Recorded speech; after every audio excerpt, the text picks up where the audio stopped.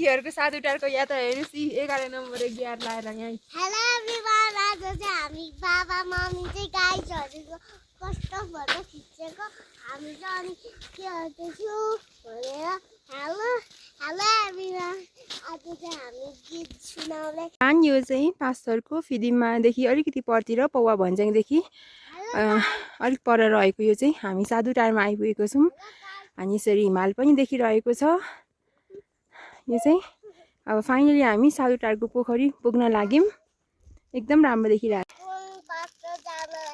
कति रमाइलो होला भनेर कति सुन्दर ठाउँ नै राम्रो छ भने यो चाहिँ अब हामी पोखरी पुग्न आँट्यौँ साधुटारको।